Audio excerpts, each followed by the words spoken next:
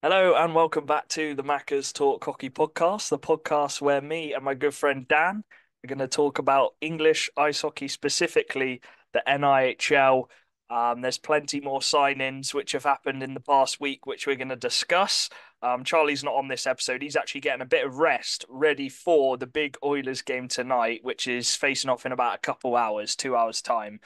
So me and Dan thought we'd quickly hop on. We also have a special interview with Carter Hamill, which I recorded today.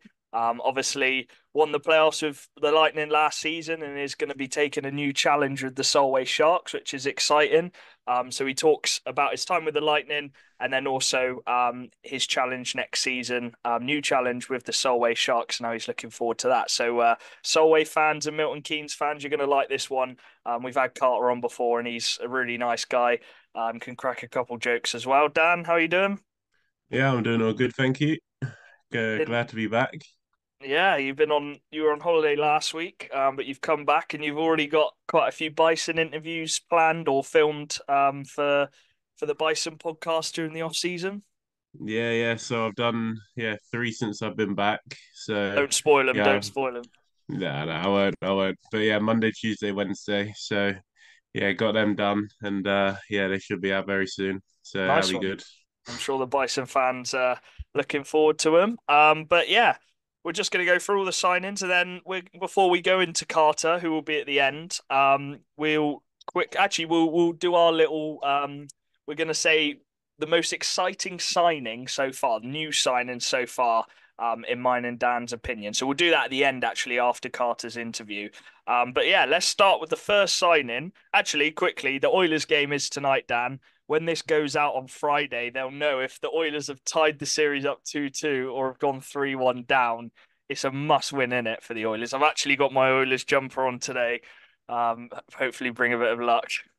Yeah, I'm gonna put it down tonight. I think whoever wins tonight wins the series. Oh, wow. Because I Edmonton think get home Oilers, advantage. yeah, Oilers bringing it back home after tonight. Obviously if they can get the win, I'd back Oilers to do it back in Edmonton, and I think they can go on and win it. But obviously, if Florida do it tonight, obviously going 3-1 up, they've got that advantage there. So it's going to be tough either way, but it's going to I be exciting. I don't see this Florida team choking a lead like they did last year. I Nah. know they did win it in game seven, but this Florida team's just too good.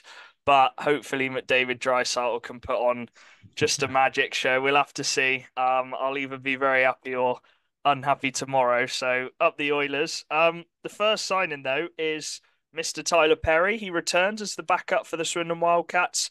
He had a couple games last season, Dan, to give Rennie a rest, and he was pretty solid in those games. And I think him and, as we've said many times, him and Rennie just complement each other quite well as a goaltending duo. Yeah, I think the thing with Perry is he's a good backup in this league, and he knows that. He knows he's like obviously no offense to him, but he knows he's a backup level, Yeah. and I think having a backup like that is only a good thing because he's not going to be annoyed with not getting game time. He can come in when he needs to, and he'll put on 100% when he does get in the net. And I think it's Rennie's not going to be competing with him, but at the same time, it's a good competition because Rennie can get that rest, and obviously Tyler can come in and put in a shift. So it's a good little, it's a competitive duo, but in a different sort of way. Yeah. I think it's going to be a lot of pressure next season with goaltenders because of that extra import slot coming in and possibly an extra import forward or defenseman coming in. So it'll be tough for the goalies. But yeah, they've been really good. Been our best duo, I think, for the Wildcats. So happy Perry's back. Another season for Scott McKenzie. He just keeps on trucking through, but he just keep putting up the points production every season, leading the team. Was a big part of them pulling it back and making the playoffs last season. And with the players they've already signed, Dan, it might mean that McKenzie can drop to a third line role, so he won't have to have as much ice time, as much pressure.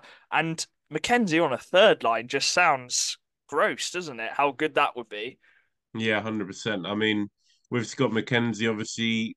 he's obviously getting older each year, and he's probably not got the as much legs as he did before. But the IQ that he has will never leave him, and having the IQ of Scott McKenzie in that Telford team is only going to bring good things. And like you say, having him on the third line, I mean, that's that's not a bad little third line player to have because he can obviously put in a shift on any sort of line. But I imagine putting Scott McKenzie with a few youngsters, he'll bring the best out of them and also be able to elevate his game as well on that third line. Yeah. Yeah, he's a bit like Corey Perry. I think Corey Perry's 40, Scott McKenzie's 39. They could go on the power play, play any roles really. So Scott McKenzie is back, and Telford. I gotta say, Telford are building a nice little roster here, Dan. They've made some very good little bit of signings. I'm sure I'll link back to one at the end possibly. But yeah, I really like that re-signing, and McKenzie's back again. What possibly could be his last year. We'll have to see. But also a bit of news for Jason Silverthorne. He's taken over the twos. He's player coach of the twos, who have also moved up a league. So they're going from the national two to the national one, which I think is good for them, Dan, because they just dominated that national two league, didn't they? So they need a bit more competition, I think. Yeah, yeah, get a step up and sort of the thing is it's never a bad thing to sort of test yourself in a higher league because it might obviously I think they'll still do fine, but Yeah. it might be a bit different going into it at the start, but obviously it you have to lose to get better, right? So they will get better and having the experience in that league will only do good things for them.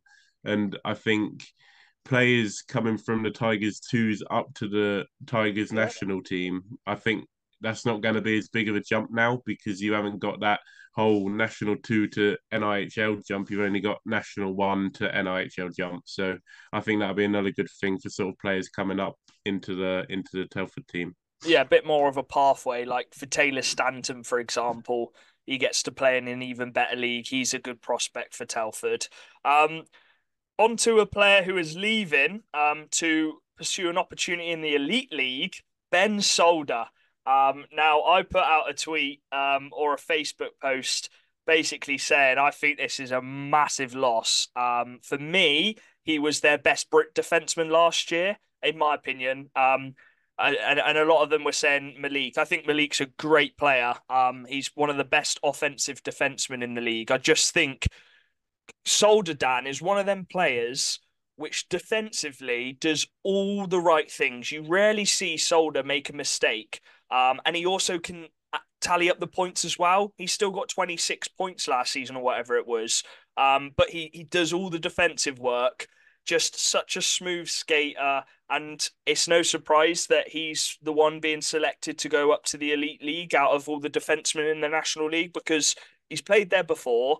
And for me, he's just someone you can trust, isn't it, on a decor? Oh yeah, right. How many times have we said on this podcast about D-men and not making mistakes is always a Yeah, good thing. Like if you don't notice Solder, which you never really point him out for doing these amazing things, but he just goes about his business, and that's yeah, exactly how he plays his game. And you can see how Solder's grown. Obviously, he was playing in Bristol, and then he's obviously come to MK, and that's obviously elevated his game 100 times more. And I think now taking that step up further to the Elite League, I think he'll do well in the Elite League. I think if he gets the opportunities that he should do in the Elite League, I think he'll stick it out and I think he'll be able to be a regular D man in a few years because he's got all the attributes of an Elite League Brit D man. Obviously, you've seen Zach Sullivan go up there and he's obviously solidified himself into the Elite League comfortably now every season. And I think Solder could go the same route, obviously, if he can keep to his game and just sort of grow it in that way as well. yeah. I have no doubts MK will replace Solder, but I think you will miss him next season. Like it's just the little things which some fans might not even notice, which just calms the team down. And can make plays in that MK ice rink. So be interesting to see who they do replace Solder with because that's Solder and Venus now. One of their best two players in the team, I'd probably say. So, but it's Milton Keynes. You know they're going to replace him with someone. But Brit defensemen are very hard to come by. So I'm interested to see who they announce. Another Telford signing, Danny Rose is back. Dan, he had a tough season last year because he was out pretty much the whole of it with injury, and that's never nice. But he's back, and when you've got a fully fit Danny Rose in the team, again a bit like Solder actually, you just don't really notice him too much. But he just does his business, defends well, skates well, and yeah, he's someone you can just trust. The coach will throw him out, and he'll do a good job for a minute shift. Yeah, he's had a tough few seasons with injuries, to be fair. He's sort of been in and out of the lineup. And then obviously, like you said, he was out for a while for the last season as well. Mm. So fingers crossed he can have a sort of injury-free season and sort of be able to get regular ice time and regular games and sort of try and get his game underneath him again because obviously being injured and stuff like that, sort of getting out of the rhythm of the season is always going to be tough. And you sort of whenever you do come back, you don't look your best. But we've seen Danny Rose when he's been healthy, and he's always been able to do a good job. So fingers crossed for him, he can have a healthy season and sort of really show and get back to the level that he knows he can be. He's a consistent 15 point to 25 point game every single season if you look through his seasons with Telford. And yeah, you can put him out on the PK as well. So a little solid player to have back on the decor. Obviously, they got you'd assume they go import defensemen now. They've got their three import forwards. So you Mhm. expect an import D there. Mitchell King is there as well. So they're slowly building that decor up, Telford, which is good. So a nice little signing. A player who I guess was part of those rumours at Coventry who might be leaving is Gulliver, but he's re-signed with the Lightning. A big signing. You know what Gulliver's about. He can put up points. He's very quick. He loves the spot, doesn't he, in the centre on the power play Oh for the yeah. one T. Absolutely loves that. But it's a Brit forward which MK have managed to keep, which is good news for them. Yeah, and he loves a good Selly as well. It's another season of Selly and in Romford.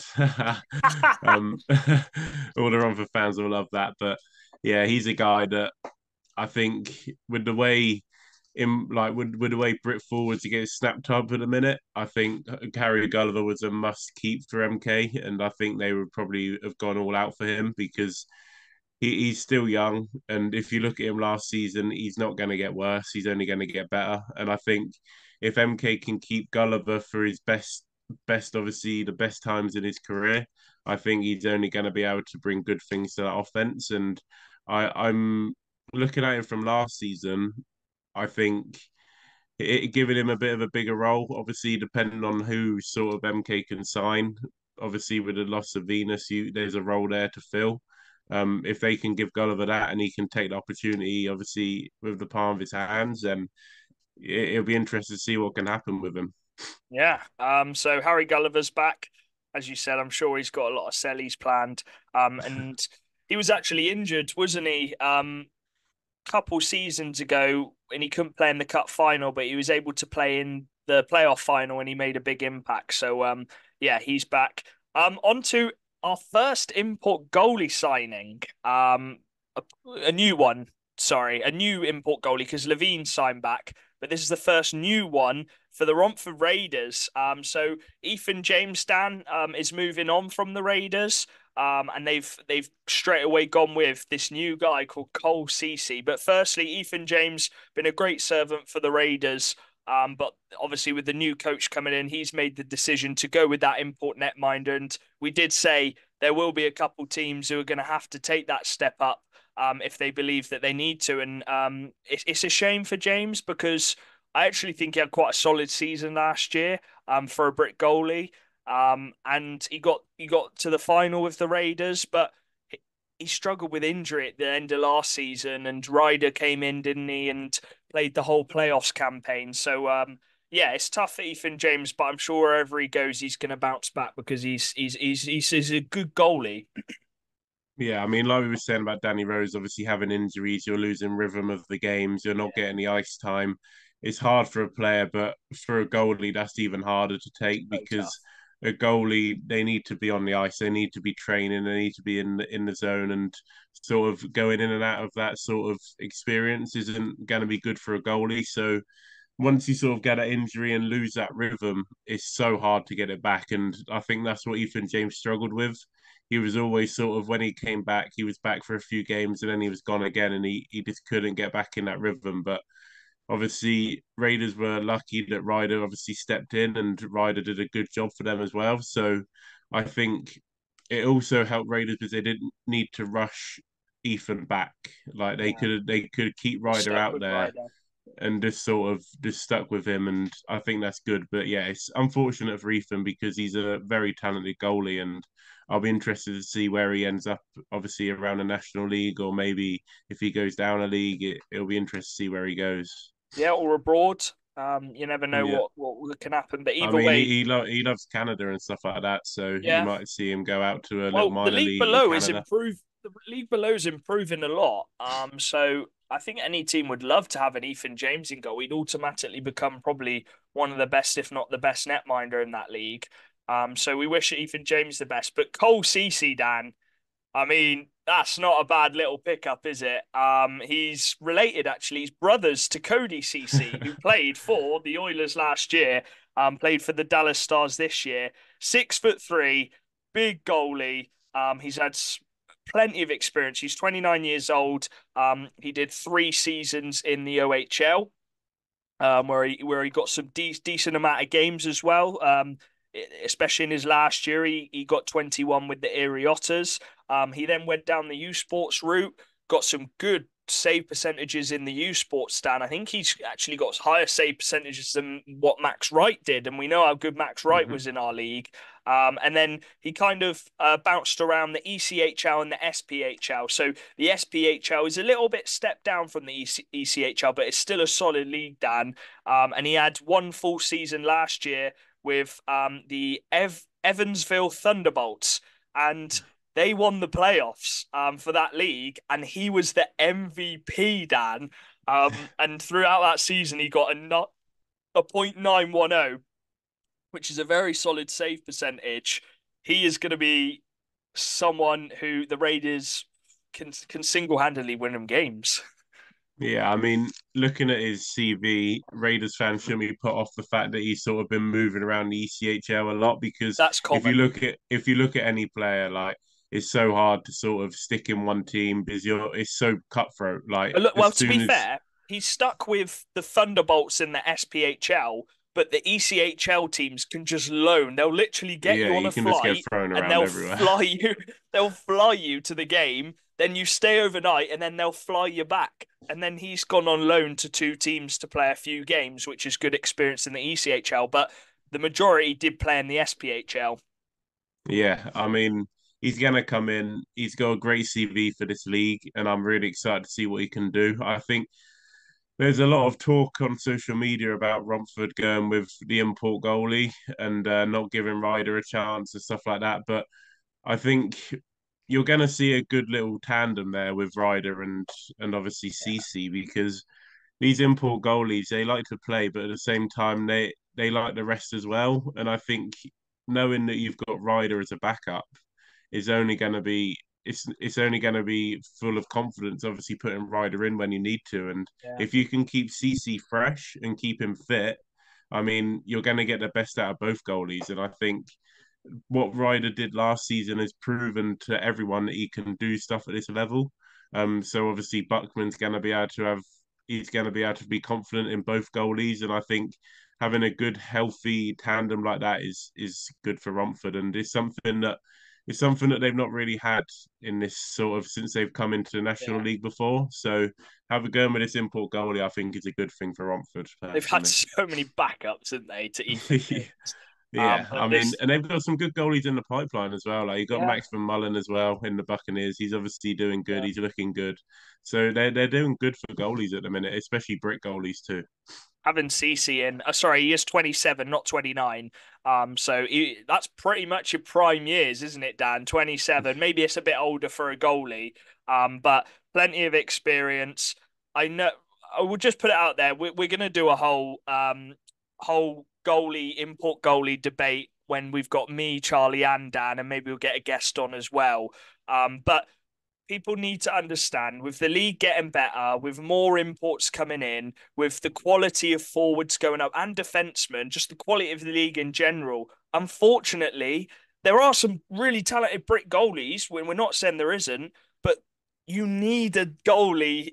Goalie's your most important position. Slava literally said it himself, and you need your solid goalie to be able to play at a really solid level to give your team a chance. And obviously, you mentioned with James getting injury prone a bit, and then you've got Ryder coming in with CC. You've got that solidity, and you saw with Max Wright last year. Bees obviously struggled; they didn't really have many players, but they somehow won these games because Max Wright would pull off some worldies. And some of these teams, Dan, just need the import goalie because they don't have the luxury of having one of those top Brit netminders like a Sam Gospel or a Jordan Headley or a Mar. So I think that's what people need to think of. We're not saying there isn't some talented Brit goalies, and maybe it is flawed, just like we think the Elite League's flawed with English players themselves because there's too many imports in that league. But unfortunately, it's a business, Dan. It's a business. You need to win games, and that's the reality of it, really, isn't it? Yeah, and that's the thing. It's a tough debate. Like I can see both sides of it, and obviously, like you said, we're going to go into it in more detail when we've got everyone on. But I, at the end of the day, Ryder will know. Like Ryder won't be offended by it. He knows what route Romford are going to go down. He knows why Romford have gone with an import goalie. And at the end of the day, if Ryder can get probably the same amount of games as last year, if not a little less, he's not going to be annoyed at that. Like if he's going to be able to learn from an import goalie for a start, like he's going to be able to train with an import goalie. The amount of experience that import goalie's got that he can pass on to Ryder is only going to be good things. And I think as a goalie like that, there's still time for Ryder. Like there's still time for him to get that 21. starter spot in a team. Yeah. Like if he's not getting that starter spot now, doesn't mean he's never going to get one in any other team ever. Like he's going in the right direction to get a starter role, and I think people have just got to wait. It's a big waiting game, hockey. Like sometimes a player can just go on one season and just have an unreal year and just sort of sets him up for his whole career then. And I think Ryder is the type of goalie that is waiting for that moment. Yeah, there's Ben Norton as well. He's made the Yeah. decision to move to Telford. He's seeking an opportunity there. I He's think he's still going to have a good year. I think yeah. he's going to have a really good year this year. There's an Alex Oxdale. Is that his name? Alex Oxdale. Yeah, He's yeah, come down, Oxdale, yeah. and he's going to play for Sheffield. So I don't think this whole the import goalies are ruining it is completely true because there's still plenty of Brit netminders in our league. But I think when you're a team like Romford, there's not many top Brit netminders who can really play a full season at this level. The import slots there, and they've decided to go with it. And I think he will steal games next year. The Anyway, the thing is, if oh, you look, go on. yeah, like just one more thing, like you look at Gospel, he was a backup. You look at Headley, he was a Yeah, backup. You look at all these top netminders, they were a backup once upon a time. Like it's just the way hockey is. You're not going to come straight in. Obviously, you've got players like Stevie Lau, like goalies like that. They're obviously unreal, and Ben Bounds as well. They just had an unbelievable start of their career and just sort of set them up like that. But with goaltending nowadays, it takes time and it it's all a waiting game. And these goalies will come about. These goalies will come in, and you'll just see them flourish somewhere, and then you'll never think about being a backup because they'll be that top netminder. So you just got to look at it that way and just sort of let the players just make their own careers. yeah. Um, right, let's move on to that because we will talk about Yeah, yeah. import goalies in another episode when there's not too much news.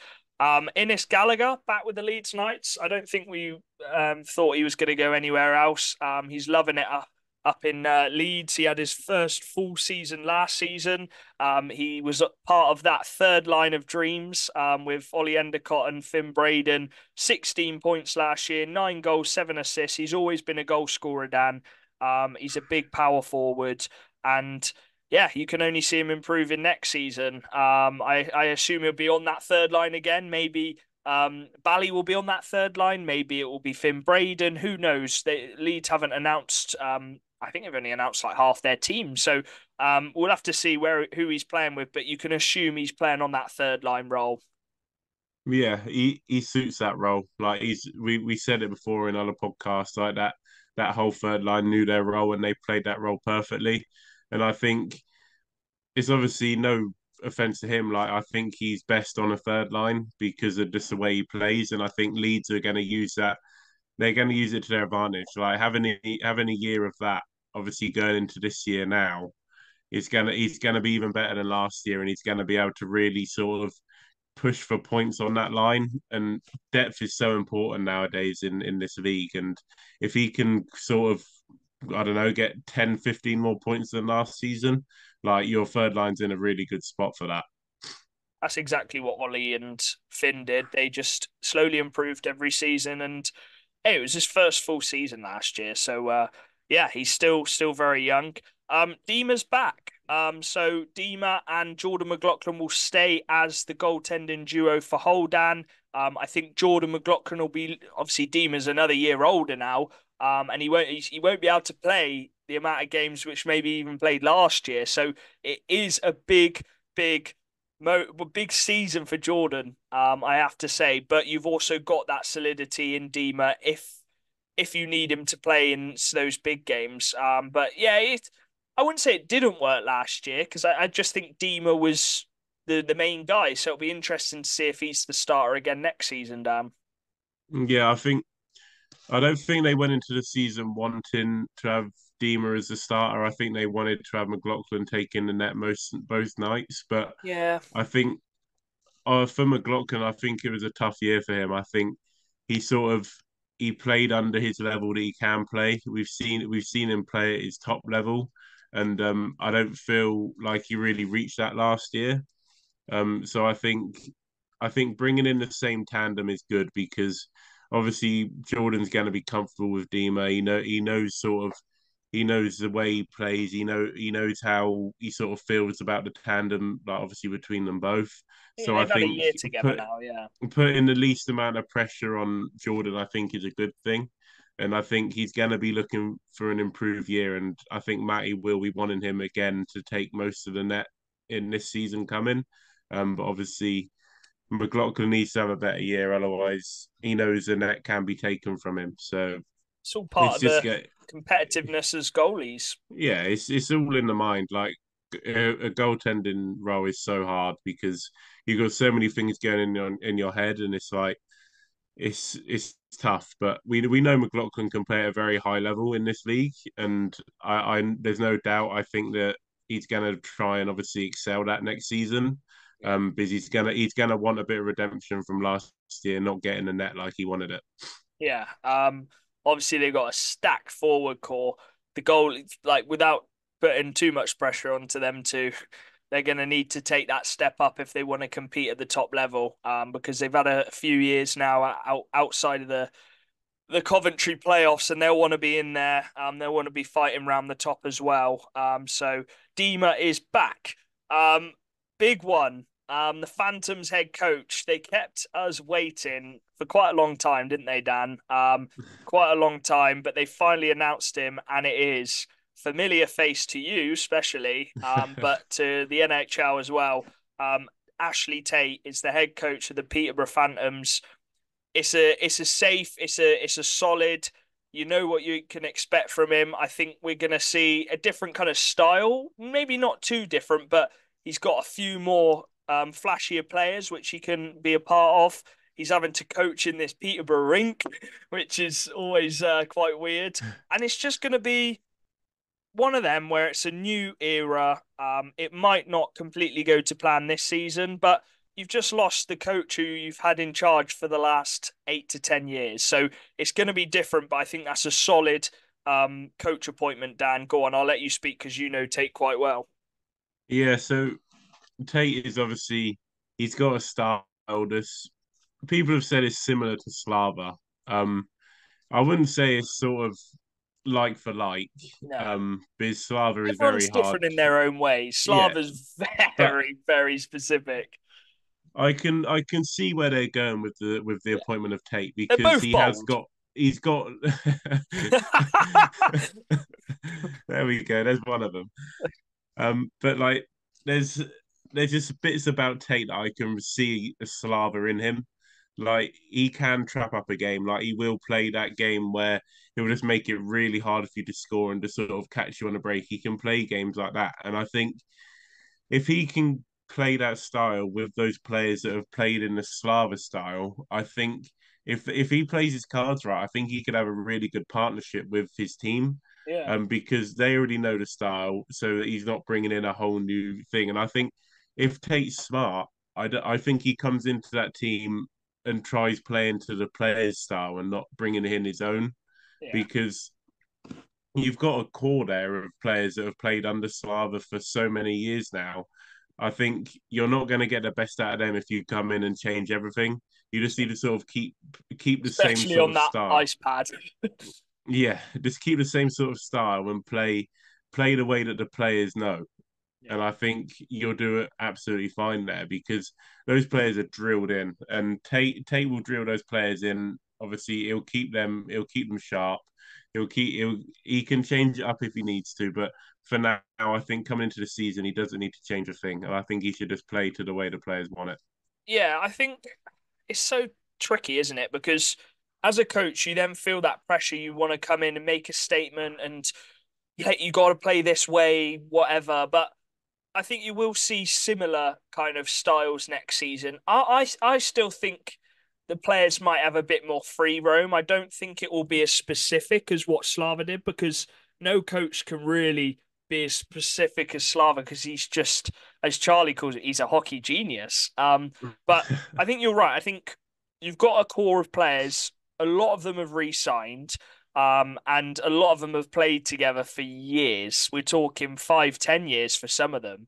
So, as you said, I think play to their strengths, but also you can add a bit of maybe maybe we see them open up a bit more. Maybe you see different lines. Maybe I don't know, but he will change little bits. But in that first season, as you said, Dan, it's kind of a it's a bit like Basingstoke's appointment. You're appointing not just for one season and see how he does. You're appointing for the long term and the kind of future of it. As they both clubs of Basingstoke and Peterborough have put it as a new era. Like this is a fresh start now. So we'll see how he does. I don't think there should be a pressure of him to come in and win a trophy straight away or do what Slava has done the last few years because it's taken Slava time to kind of build up and get them playing the right way. So yeah, I'm interested. I'm interested. I don't think they'll fully just play to all the players, but yeah, we'll have to see. I think it will take time for us to even see a style of play. One thing I'm interested in is sort of something that you might see that is different to Slava is the type of imports that Tate brings Yeah, in. Obviously, he's got. I don't know if any have re-signed. Obviously, he's still got Lackinen there. I don't know if he's re-signed, but he's potentially he's got two import slots there to fill.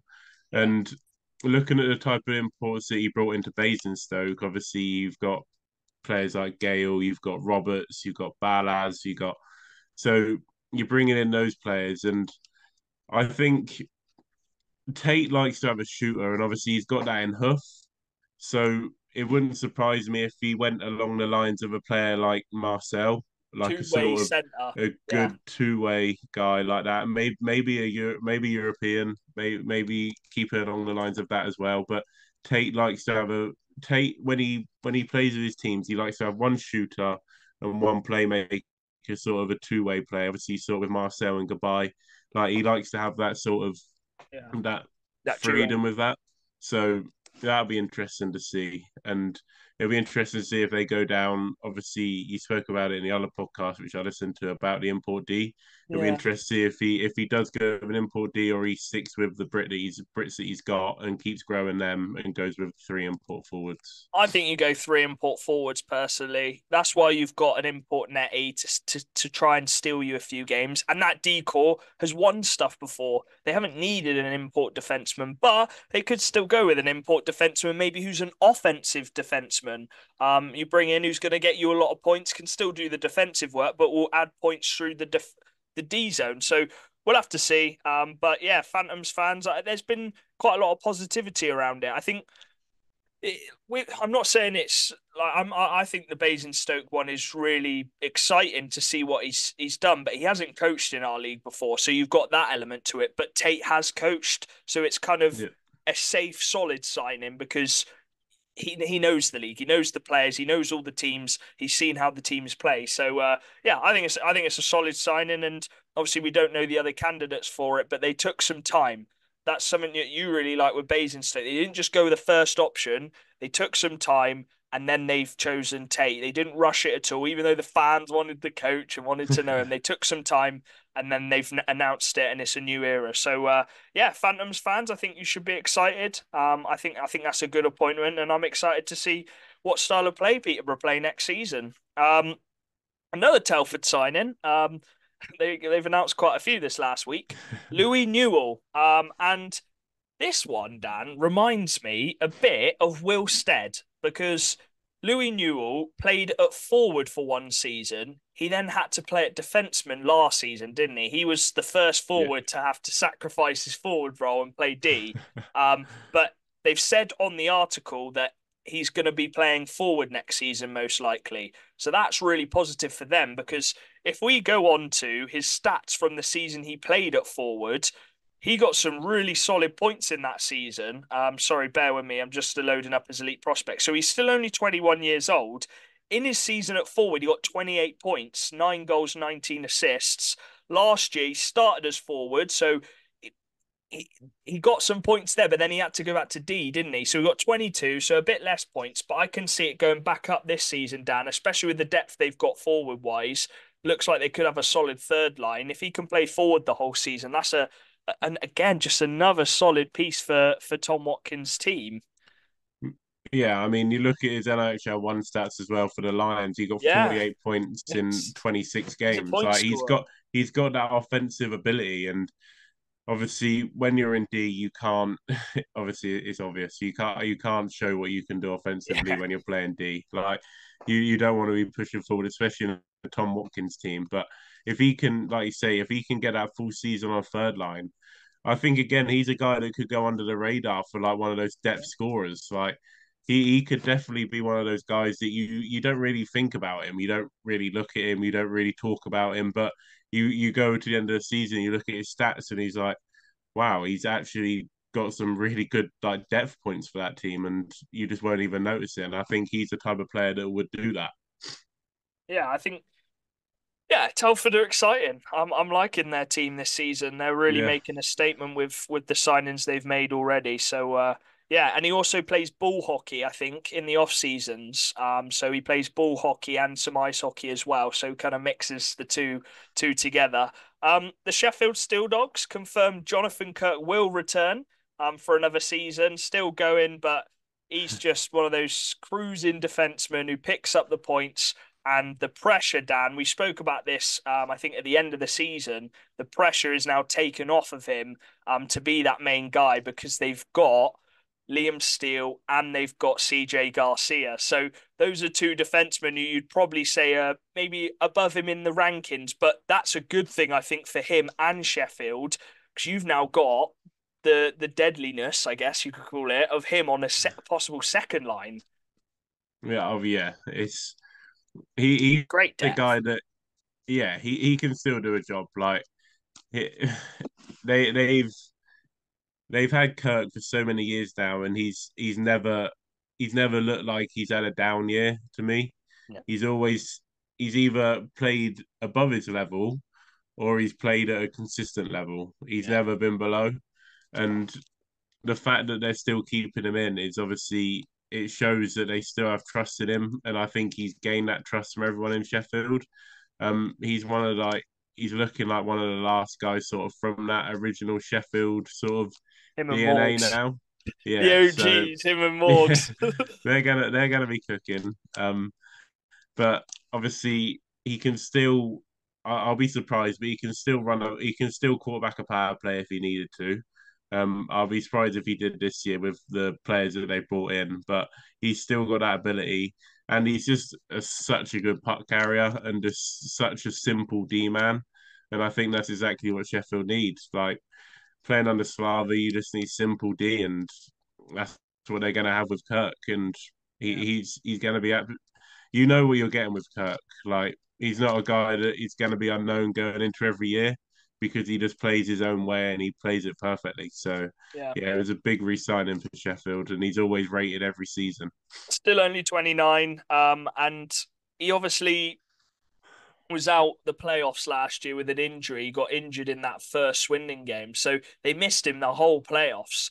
So he's going to be itching to get back in that team. And Sheffield are building a nice little roster this season, a lot more depth than last season, which I think is the big word for that. Some solid depth. So yeah, it's looking dangerous. And hey, Sheffield are coming out, man. They're coming out this season. It's going to be so competitive. I can't wait. Um, oh, pardon me. Right, the Lightning. Tim Wallace will be full-time bench coach. I think we saw this one coming, Dan.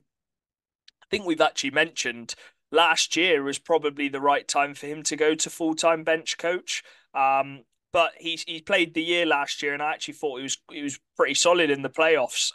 When he played, it was the right decision, obviously playing him. But he's going to be able to fully utilize his coaching now on the bench, and they've added Lewis Christie as well alongside him, and Joe Wilson. So they've got the little trio together, and this is just exciting for MK because it means they've now got an extra import forward slot. So be interesting to see who they bring in to replace Tim. Yeah, I mean, you saw it last season. Tim was sort of he was putting himself on the bench for a few games, so you sort of had that idea that it was coming. You sort of, and I think when Tim was on the ice, obviously he made an impact, but he also the team also played differently when he was on the bench. Like Yeah, when he was looking at it from that angle, they played a different way as well. So I think having Tim on the bench full time this year, he's going to really be able to obviously he's going to be able to work this off season going into it knowing that he's a bench coach and he can really sort of he doesn't have to build a team around himself as playing. He no, can build a team that he wants to coach from the bench. yeah. And a load of people have been loving it on social media with Lewis Christie coming in. Obviously, he's a club legend. It's a bit like when Tony Redmond came into Basingstoke.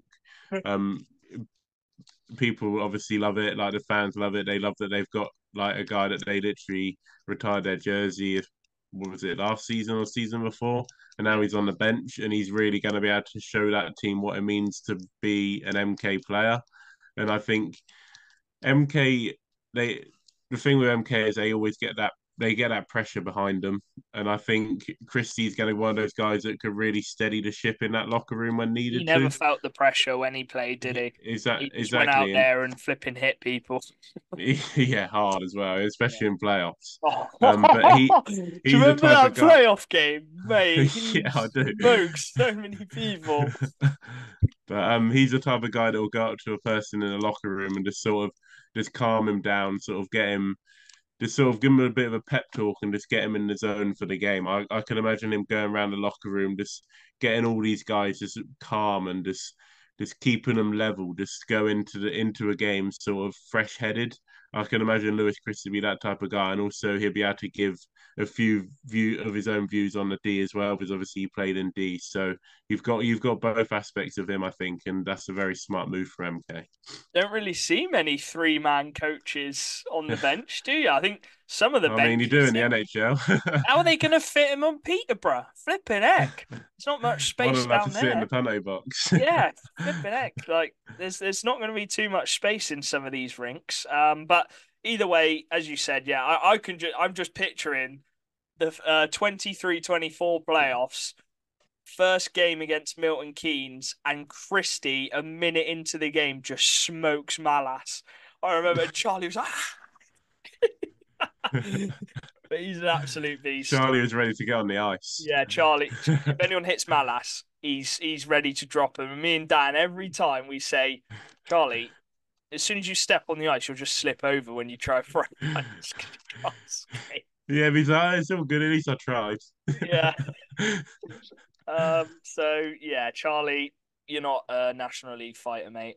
But yeah, sorry, we've waffled on a bit there. But yeah, MK, a lot of change this year, but we'll see who they bring in. There's still plenty more signings to be announced for them.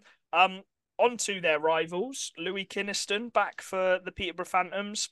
I'm happy that he stayed down. He did develop really well under Slava, so this will be a new opportunity for him under Tate. But he's learnt from Slava. He's had a full season in the national. He even got some minutes as third line centre last year, which is a big, big role. And for me, he was the best under 18s player. Got the most points for an under 18s player in the national. So just exciting to have him back, I think, considering he's not even developed really in terms of not in terms of his hockey, but in terms of how he physically is because he's still a kid. Yeah, I mean, not as much as Slava has, but Tate's also got a bit of a history with developing sort of Yeah, younger players, giving players a chance. Obviously, in Basingstoke, when he came in, he obviously brought in Landsbergs, is a perfect example. He Alan brought him Wilson. in and he had a great season. Yeah, Alan Wilson as well. So he's a guy that does give players a chance and he will if he sees a player's got potential, he won't hold them back. He'll put them out there in the on the ice, and he'll give them the opportunity to obviously show what they can do. So that's one thing that I think Tate is going to do well in that team. He's going to give.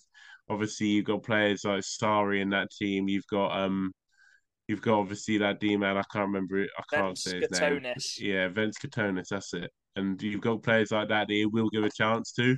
And I think the Phantoms fans will love that because that's what they love so much about Slava is that he brought these young players in and he gave them the opportunity. So I think that's something Tate is going to carry on in that Peterborough team. Well, I don't think Sari and Vince Gatonis are signed yet, but if No, they are coming yeah, back, yeah. If they are, if yeah, they are, we'll have to see. Um, yeah, me and Charlie were debating about this the other day. Do you prefer it when teams drip feed signings? Or do you prefer it if they've signed a player just to announce him like the next week? What do you I prefer? like I like the drip. Do I you? I yeah, I prefer it that way. See, I'm on One the it side may, of just announce them. If you've got them, just announce them. Nah, it makes the summer go nicer when you get signings I mean, every few weeks. for us, And it's all right. the one thing that I don't like about not having the drip feed the signings is you have the team announce the players leaving in the morning, and then you've got a team saying, "Oh, we got a signing tonight." It just sort of ruins it. You know what I mean? You just sort of Yeah, you know that you they're already probably know it's going to happen. Like yeah. it's pretty obvious. Well, I guess the positives for us is it gives us signings to talk about each week, Yeah. rather than just straight away. So for the podcast, it is good. But but then when players are signed like ages away, rumors start coming around, and everyone finds out anyway. So, Yeah, anyways, but that's even more fun. When rumors come around and they hey, finally come out as true, that's fun as well. we don't discuss them on this podcast. So that was the last signing. Because we talked about Owen Ryder with kind of the duo with Cole Yeah. Cece who was announced today. So we hope we haven't missed out any signings there. We're gonna cut to the Carter interview. Sorry if you've been waiting around. Some people might have skipped. Who knows? But if you have been waiting around, now is the time. So we hope you enjoy this little interview, and we'll be back with our favorite, or sorry, our most the player we're looking forward to the most, a new signing. And welcome back. We got another special interview. His second time on the podcast. Carter Hamill joins me. How you doing, mate? Yeah, all good. Thanks for having me back on. We had a good chat last time, so hopefully we can continue on here. Yeah, and obviously you had a bit of success at the end of the season, which we'll come to in a minute. But how's the off season been for yourself? Yeah, the off season, it's normally a time to relax. I've had my time to relax and stuff. I've not stopped skating. I've been training every week and on the ice, so I don't know, just keeping up with it really. I bet you're glad as well. Kind of the announcement with you moving to Solway has kind of got out the way at the start now, so you can just chill and enjoy Yeah, the rest of your summer. yeah, for sure. Obviously now everybody knows what's going on with next season for me. I can just concentrate on myself now more and just push on for next year. Obviously, it was a hard decision for me, but one I'm happy for and I'm grateful for the opportunity. So we'll see how it goes. Nice one. Well, we'll talk a bit more about Solway after we've talked about your time at Milton Keynes. Yeah, Obviously, you had 2 seasons in MK. We know what their fans are like, absolutely packing out the building every weekend. And last season, I've got to say, it was probably the strongest Milton Keynes side we've seen in a very long time, and you battled Leeds right to the end. How was that being within the title race right until those last weeks? Yeah, obviously the title race was going on all season, and when Yeah, you pushing Leeds the whole way, like it was going to be close, and yeah, near the end, obviously we fell short right at the end, had a couple of injuries, and it didn't really go our way, but ended up being 1 point, and we pushed them the whole way. So I don't know, maybe a few games at the start of the season dropping out, but I don't know. You can't really just judge that on a few games losing. They were obviously the better team over the full season, and it proved that they've won it, what, 3 years in a row now. So yeah. Obviously, it's good. you played on both teams, so I'm sure it didn't really come as a surprise for you knowing both the squads just going toe to toe. Yeah, I know. I just you get used to in an environment like Leeds and MK. You're in an environment where just everybody has a winning mentality, and I don't want to say you get used to winning, but it's comfortable whenever you do win, because it's Yeah. just one of them things that's kind of expected of you as one of the top teams. And obviously, I've been really, really lucky and grateful to get the opportunity to play on both Yeah. Leeds and MK, and win silverware every year in the National League so far. For two for Leeds and two for MK. Yeah. Good. Obviously, going into this season, your brother went to Bristol, and quickly touching on him, how good was he last season? Obviously, getting a much bigger role with the Pitbulls, and he got a lot of points last season. Yeah, definitely. Comey, he's a brilliant wee player. Sometimes he goes, unrecognized, but obviously he knew what he had, and other people knew what he had, and it just took Bristol to take that chance on him, to give him a bigger role, and he's shown what he could do, and fair enough, points are good and all, but points isn't everything at the end of the day, and as much as it is, teams do need, a player like me or Kami just to play that chippy role, and it showed last year as well. Kami obviously put up the points as well, so it was really good for him. I was happy for him. He's already become a little fan's favorite, and he's Yeah. signed back there next season. How was it battling against him last season? Yeah, it was a strange one, I don't know. Obviously, we played together, but the year before, and always played together. But it's a different feeling playing against them. Obviously, it's good playing against each other because we get to see each other and hang out for a bit after. But it is a good. It's always been a competition between me and him, so we had a good battle as always. Good fun. Nice Yeah. one. Obviously you out with the Lightning last season, and you were able to play a lot more games. Didn't you get an injury in the 23-24 season? Yeah, so I had a shoulder injury when I was away with GB, and put me out for about Yeah. 3 months, and then obviously I had a unfortunate one near the end of this season here where I missed about 4 weeks too. But oh well, it's in the past, and I got back just in time for the playoff weekend. Maybe a bit too early, but oh well, it's one of them things you do for the playoffs. But it must have been nice to be in and around the squad and just playing every single game throughout that season. I think that was you took a big step in that way. Yeah, definitely. Timmy and Joe put a lot of trust in me this year. Sometimes, don't get me wrong, sometimes I felt like I wanted more, but sometimes, like as a player, you just got to accept your role, and you know just fight for do what's best for the team. And to be fair, like I do just keep my head down and do what's best for the team. But yeah, it was a good opportunity and good to get loads of games again under the belt and play a lot of minutes, which is valuable for me. And it was your, I know you said your roles and isn't all about the points, but you must be happy that you got your highest ever points within the national and Yeah, with throughout the whole season. yeah, for sure. I felt like I was playing a lot better than what my points were this season, and No, as you no, I said, agree. it's just one of them things. Sometimes the points come, and sometimes they don't. Like sometimes I'd go a few games without points, and then some games I'd go in a big streak, a big point streak. But yeah, I don't know. Obviously, I was happy. I was buzzing whenever I got my highest ever, and hopefully build on it year on year and keep getting more and more. Well, I remember you came down to Swindon in I think it was 3-2 to you guys Mm. in the end, and you were playing on a third line with Timmy actually. Yeah, And yeah, that how was it playing next to I know you've been coached by Tim, but how yeah. was it playing on a third line with him? I think it was it Corey, your other partner? Yeah, probably would have been. I think we played quite a lot of games together. I like playing with Timmy. We kind of clicked together, and Yeah. I'd say he'd probably say the same thing. And I don't know, we kind of just read each other well. It was good fun. Worked. Yeah, it definitely worked for sure. And obviously, I don't know. I helped Timmy out because he couldn't keep up with me sometimes. I'm sure. Well, I say it was nice to have a former NHL fighter, but you don't Yeah, mind sticking up for yourself as well, anyways. yeah, Um, definitely. Yeah, it's good having someone like that on your team as well. You know, if something does go down, Timmy can help out too. Obviously, we talked about battling with Leeds right into the end, and you just missed out to them. Was Mm. that almost a big like spur for you guys? You knew you were going to face them in the playoffs. You made the playoffs. You got that out the way, and you knew that you were going to come up against Leeds, and this was your opportunity to get one back on them.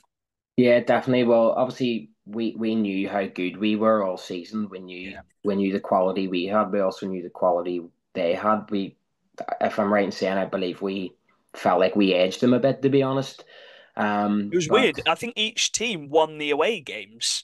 which was the complete opposite the year Yeah, before. I Yeah, know. it was definitely a different way of the games going. But Yeah. yeah, obviously then winning the league and us falling that short and us getting put out of the cup semis, it's just things weren't going our way during the season, and obviously the league started slipping away from us a bit right at the end. And yeah, I guess you could say that spurred us on a bit. But honestly, we probably deserved it. You know, in the final four weekend, I don't think anyone could have touched us. Like, Yeah, I was going to say you set the tone straight away in that first period against yeah, Leeds, and Leeds are a very quick team, but yeah, physically you could really see the way Timmy set you guys out, following through every hit, forechecking, and you guys know you're a quick team anyways. yeah.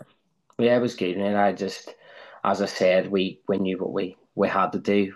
We knew the fans deserved it as much as we did, and you know they're there all year round. And I guess you can we did put a kind of a show on in Coventry, and it was something really special. Obviously, it's 4-3 to you guys, and Kieran Brown just has a Kieran Brown moment Yeah, at the last seconds.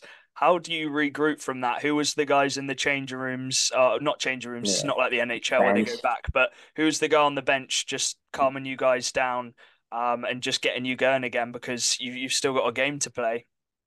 Yeah, see, to be honest, it's just we all kind of just looked at each other and just said like it's good, like it's all right because obviously we it was what in the last few seconds, so we were really kind of carrying the momentum of the whole game, and Yeah. yeah, that goal set you back a bit, but you still got to win at the end of the day. I don't know. Dylan was incredible to get that goal. I don't know still how he done it, but yeah, it was Yeah, great. he's got some of the best hands in the league. Yeah. And talk us through the emotion, obviously, when Dylan makes that face-off play, drags it round gospel, and the puck's in, and you guys know you're into the finals. Yeah, I guess it's one of you play the whole playoffs and you obviously you want to win it and whenever it goes to overtime and obviously you're a bit nervous but whenever that goes in and you know like obviously we knew Leeds were going to be our biggest battle and once we got them out of the way we were calm like it was whenever he went in everyone we were all going crazy. It was a good time. It just felt like it was meant to be for MK. Obviously, you come into the finals on the Sunday against Peterborough, and just like Leeds, you and Peterborough have had some pretty good Yeah. battles throughout the season. Obviously, you are the rivals as well, but you came in with the into that game with quite a lot of calmness, and that all started with Jordan Headley. How good was he in that first period to make a couple big saves? I mean it was brilliant. Here I was sitting on the bench and I'm thinking oh my god what's going on here, some of the saves these make guys like this is brilliant. But even though Heads is he's a great goalkeeper, also a great guy. He's just one of them people you'd love to have on your team. And I don't know, that's whenever a goalie makes a big save, like a couple of backdoor saves, and it just gives us more momentum again. Like even from him just doing that for us, it just pushes you on. And yeah, even like showing up in the final and us pulling up in the bus and all the fans just like lined up in the street. So there's loads and loads and loads of people and it's like we knew how much of a following we had going there, and yeah, I don't know. It felt like it was meant to be. That's exactly what Griff said. He said coming into that weekend, it just felt like it was your Yeah, time for you guys, and this was going to be your weekend. And obviously, that second period, Venus puts on a show. He scores I think that was the short-handed breakaway goal, and from then on, it just felt comfortable for you guys. And one thing you did was just shut it down in that third period Yeah, so well. yeah. Obviously, whenever you got to have good game management, and Tim and Joe obviously had that locked in for us going into the third period. We had the game under control anyway, but we knew what way we had to play to get the job done. And whenever you're looking up at the clock and there's 5 minutes left in the third period and you're up by a few, and I know you gotta see the game out, and there's a party coming. And it sure was a party. Yeah, How was that for celebrations with the team? I don't think we've seen anything like that in terms of you go back to Milton Keynes and yeah. there's half the fan base waiting for you in in the And rink. you think like all the fans, all the main supporters are in Cov, and obviously it's not possible for some people to get there, and even to get back to MK and get into the arena and to share that with other fans that didn't get to share it with us at Yeah. Coventry, it's just like it was a really, really good environment. And obviously it's special for us walking in and having everybody there cheering us on, coming in with a cup. And this, I don't know, it's something that I couldn't even like put into words. I'll remember it for the rest of my life, that whole weekend. Obviously, when we interviewed Griff, the news hasn't come out that Venus was going to move on Yeah. and retire. I assume you guys had a little inkling, knew that it was going to Yeah. be Venus's last game. Was that almost a big incentive? The player that he is, how good he is, you were going to go and do it for him as well to end his career on a high.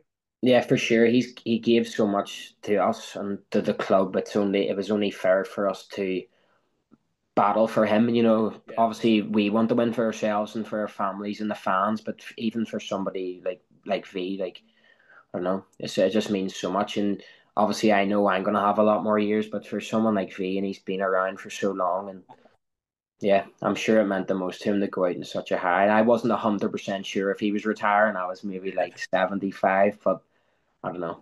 Even if he wasn't going to retire, it's still special for him at that close end to his career. He put on an absolute show. You could kind of looking back now, thinking of how good he played in that game, you can almost see that was kind of a last dance game for him. Yeah, he's incredible. Sometimes you just watch him like off the puck, and He slows it down, makes it look easy, doesn't he? oh, he's brilliant. Yeah, if every team could have someone like that, they'd be in for one. Yeah, he's so good. Right, off season then, you've had your celebrations with Milton Keynes, you've had some time to reflect.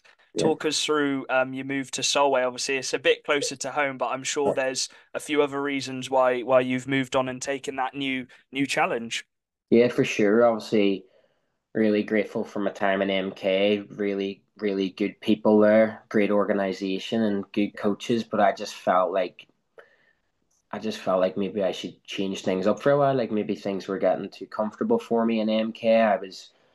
I was maybe just, I kind of thought like maybe at the end of next season things will just be in the same boat. So I thought maybe I'll just take a leap and take a chance at another team. And obviously Martin and JT reached out to me that they wanted me to go there, and I've got a lot of friends there. Obviously Kel Beatty, one of my lifelong friends, we grew up with each other the whole way through, and he always tells me good things about Solway all the time. Mason as well, and Lewis. I got so many friends there already. Like as and all them boys love it. And I was like, maybe I'll just take a chance there. I'm gonna play a few more minutes a night, get a bit more responsibility, and maybe try to take the next step in my career. So yeah, I'm really excited for it. We'll see how it goes.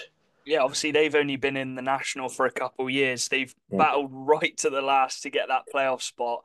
They're going to be hoping, and you're going to be hoping it's that third time lucky. But obviously, not all the signings are announced. But it's looking like Martin's building a nice little roster up for next season. Oh yeah, definitely. They had said at the end of said to the fans that they were going to try and build something stronger, something better to ensure that playoff spot next year. And you know, I believe in the process that they're doing, and it seems like a good spot to be next year. So yeah, we'll see how it goes. We'll wait till all the rest of the team is announced, and yeah, hopefully we can do something next year. They got a nice little with Kel come on, I think it was a couple months ago, and he was talking about the little setup they got at Solway as well. All the players being able to spend a lot of time together. Yeah. How much are you looking forward to spending time with him and also a lot of those other lads as Yeah, well? for sure. That's another thing that appealed to me about Solway. Obviously, being at Leeds, we were all very close. There was a lot of us living there. Obviously, being in MK, there was a lot of us there. So being having another opportunity at another team like Solway, knowing that that's the same kind of environment, that all the boys are very close and they all live local and there's a lot of people there, also appealed to me. I just like spending time with the boys. Really, it's a good laugh. So Yeah. yeah, it definitely makes it a lot easier to move there, knowing that you're going to be surrounded by your teammates every day. Nice one. Obviously, you got your Belfast jumper on there. You had Oh yeah, the sure. training camp last year. Yeah. What are you looking? Are you looking to try and get back to that Belfast camp this Yeah, year as well? so hopefully that's the plan. Hopefully there's a few more things to figure out, but we'll see how it goes. I'm still training with the boys in the summer here, so just keep working hard and hopefully get my opportunity next year again. Nice one. I guess we always end with this question. Quickly, a word for the. I know you mentioned them briefly, but a little word to the Milton Keynes fans. Obviously, you've played in front of them the last couple of years. Yeah, I just want to say, thank you for welcoming me in 2 years ago, and I had a great time there. You guys were incredible, and I'm glad we got two trophies in the last 2 years for you guys because you deserve it. So thank you very much. And then obviously to the Solway fans who will know you for playing against them, maybe Yeah. been a little bit ratty, but you're going to be on their team next season, which I'm sure they're happy. What's a little message for Yeah. those guys? Just a message for the Solway fans: just trust the process. There's something going on behind the scenes that you guys might not see right now, but there's definitely something building up for next year. And maybe it's Solway's turn for a few trophies. You never know. We'll have to Yeah, see how the season goes. Just keep trusting the process. nice one. And a little question from me. Yeah. It's 2-1 right now to Florida against the Oilers. Can the Oilers make a comeback, or are Florida gonna do it? Obviously, it's game four as we're recording this tonight. I I hope Oilers can bring it back, but Yes, that's I'm what I like not. to hear. I'm not sure it's possible. Ah, But I don't know. Yeah, I don't know. I don't. We'll see what happens. I think it's Florida. Florida's just a different beast, but I want to say Oilers. nice one. That's what I like to hear. Carter, thank you for hopping on. And good luck next season with the Sharks. I'm sure we'll get you back on at some point next season. Yeah, for sure. For sure. Thanks for having me again. It was a great chat. Thank you. Nice one. Thanks, mate. Hello and welcome back. It is 12:15 on a Thursday night. We are going to choose before we wrap it up, Dan, the signing we're looking forward to watching the most next season, or the most exciting one. And there's quite a lot of new ones to pick from. I am going to give an honourable mention and then also a signing. So we've got an honourable mention we can choose, and then the one you're going with. I hope we haven't got the same one. Yeah. So I'm going to go my honourable mention first, and Yeah. that is Ben O'Connor. Because I don't think we can go without mentioning him, because we forget it was right at the start. Like, this was announced straight away. I think Ben O'Connor's gonna tear the league a new one. He's scored ridiculous amount of points in the elite league. He is signed to be that offensive defenseman. He'll bring offense from RD, who've already brought a lot of offense the last few years. He can control a power play. So he's my honourable mention. Dan, who's your honourable mention? I didn't really think of an honorable mention, but I mean, if you're going along the lines of Ben O'Connor, I'm going to go with Josh Batch. Oh yeah, for Bristol. Obviously he's a GBD man, like same as Ben O'Connor. Coming into that Bristol team, I'm interested to see what he can do in that decor, and I'm interested to see what sort of a team Bristol look like with just one player of Batch. Obviously, I know there's other players around him, but bringing in a player like Batch, I'm interested to see what one player like that can change in a team. So yeah, I'm interested to see how that sort of goes. I've got a sneaky feeling we're gonna choose the same player. Can you just say the team which this player is from? Steel Dogs. Okay, we've got different ones. We've got There we different go. I ones. know what one you're gonna pick. Okay, so do you want me to go first? Yeah, yeah. So mine, I've raved about him to Charlie and Dan. Mine is Mr. Patrick Brown. Oh, no way. I think this is a sick signing. I think the re-signing of Henderson and Thompson are really good business because we thought that Henderson might leave, maybe to another team or go on to better because he tore our league apart. Patrick Brown, man, captain of his youth sports league in his last year, big 6 foot. To centerman, so you can either play him top line center, you can play him second line center. 25. He's going to want to prove it. I'd love it. I'd love a player like that at Swindon. Like on paper, I'd be really happy with a player like that at Swindon. Got great points in his kind of first 3 seasons in the U Sports, and then obviously got that captaincy role. I I think he's gonna be sick, Dan. I really do. So yeah, Patrick Brown for me. I'm jealous of that one. Yeah, I mean, I'm keeping along the lines of a Brit D man. Um, I'm going with big man mountain at the back, Liam Still, Oh, for the Steel Dogs. Just looking at his CV, like I don't think you can't not be excited with him. Um, he's torn up juniors, he's tore up GB. He obviously he's been overseas. He obviously got he's obviously been picked by Cornell University in NCAA, but he didn't actually play any games. I'm not really sure what happened there, but he he's obviously he's got a point to prove. Come back to the UK, come back to the National League. He's going to want to get that step up into the Elite League. Um, I think the guy just looking at his highlights, he's going to be unreal on that Sheffield ice pad. yeah. He's going to be able to carry the puck so well. I think he's going to put up some unreal points. I think looking as well, he looks quite solid, like hitting wise. So he's going to be able to really be able to use his body well in that Sheffield ice as well. Obviously, there's a lot more space for players, but he's going to try and cut that down with his body. But I just think bringing in a player like Liam Steele is the sky's the limit for him, and he's going to be thriving in that Sheffield Steel Dogs sort of atmosphere because all the players in that team are wanting to play their best because they want to step up into the Elite League one day. And I think Liam Steele is a guy that can really step up into the Elite League and make an impact there. Yeah, developing under Slava. I actually have a little opinion on him. I think he'll be with the Elite League Sheffield Steelers if he can have a really hot start. He's obviously got that two-way. I think he's Elite League quality in terms of his CV. But we'll have to see, obviously.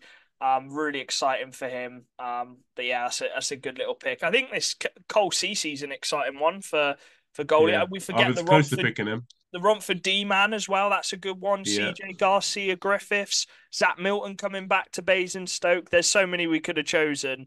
But yeah, even Carter Hamill to Solway. I think that's a really solid signing. But yeah, we've Ben chosen our Norton to Telford. That's a good one. yeah. We've made Just our pick all of them. yeah. We may as well just go through all of them. But yeah, those are our two main ones, if you want to say, and hopefully there will be loads more because you got that extra Loads imports. more imports. Yeah. Yes. I love it because everyone kind of tries to predict what they're like based on their elite prospects, having never watched them before. Yeah, we don't do that. Yeah, No, we don't do I that. would. We've watched them all. Like Yeah. Jag watched Patrick Brown last season. Like I've watched Liam still. It's like yeah. I already know Patrick Brown like the back of my hands.